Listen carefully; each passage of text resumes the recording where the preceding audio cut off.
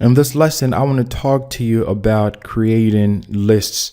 If you have a large site, or not even a large site, but if you want to create different lists for different types of people. In other words, you want to have one for new leads. If you want to create a list for special offers, for maybe you have a program that you want to enlist certain people on, or you want them to subscribe.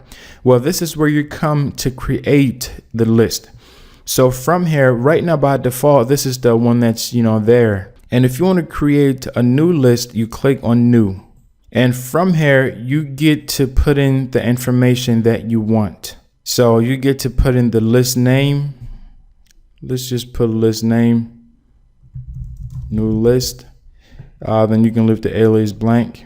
And then the creator of this list, if it's not, it's saying super user right now, which is the main admin.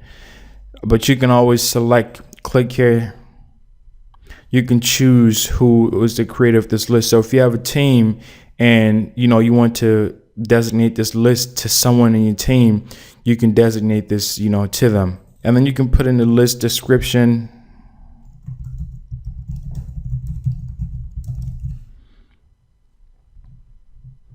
And enable, yes. Visible, yes. Okay, now for color, the color here, this is going to separate what that list color looks like. So let's say you have 5 different lists that you've created.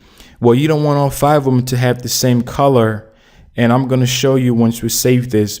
But this is going to let you know the color of that list, to let you know, okay, all the new lists, the color for this one is yellow.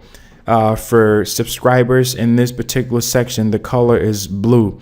So you can actually pick and choose the color that you want here just by clicking on it. So now we selected that, but you can change that. And we have here the unsubscribe, and you have here the welcome message. It's very important that you utilize these two. So let's start first with the welcome. Whenever someone joins this list, the system is going to automatically send them an email based on what you have here. So if you put no welcome message, then when a new subscriber joins your list, they're not going to receive any message. However, if you put latest newsletter, whatever your latest newsletter is, that's what they're going to get automatically. So let's go to click on create a new email. Okay, so now you have this here. You can create a welcome message every time that someone joins your list. You can they're going to get this automatically.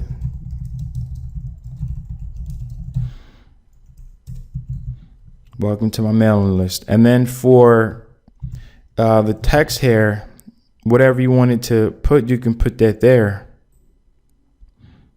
And where it says text version, this is going to be automatically generated, so you don't have to put anything there. So you can put in all the information that you want this particular person to get from here. Now notice here where it says attachments. If you want to attach a file here, the maximum upload, if you're uploading things from the back end here, is 64 megabytes. The sender information, you want to make sure that your information is correct. Who is this email from? What address is it coming from? If they want to reply, who should they reply to, what name and what address? So once you've put these here, then there are a few more things that I want to show you here. At the top here, you notice you have templates. Now, Acymailing comes with, different templates that you can use. So if you want to, have this, the templates or the email to look a little bit different, then you can use the templates here. And normally when I create emails, there are times when I use templates, but for the most part, I normally just write the email and, not to use too much graphics. I keep my graphics to a minimum. All right, so let's click on this templates. When you click on the templates, you get a drop down here of the pre-installed template. Now there are some additional templates that you can use that Acymailing has, but also you can also buy premium templates from other sources. What I've done before is that sometimes if I don't have time to create a template, I just purchase an HTML template, then I'm able to install it, import it here. So these are the options that you have. So you have the notification template, you have the newspaper, and you have the build by, you have technology. So let me just select the technology. Okay, right there, I have the technology template. All that I have to do now is just to edit the text for it. So when you put your mouse on it, you have this little, hair. When you click edit, it allows you to edit it. Let me show you here. So you can put in whatever information you want to put there, and it also allows for for images. So that's how you can be able to choose the template. And if you don't like that particular template, you go back to templates. Then you can be able to choose something else from the list. I'm just going to choose none, but you can of course choose which one you want. And then another thing too here you have is tags. Now tags allow you to put a placeholder. So instead of having to write each person's name, for example, let me demonstrate here.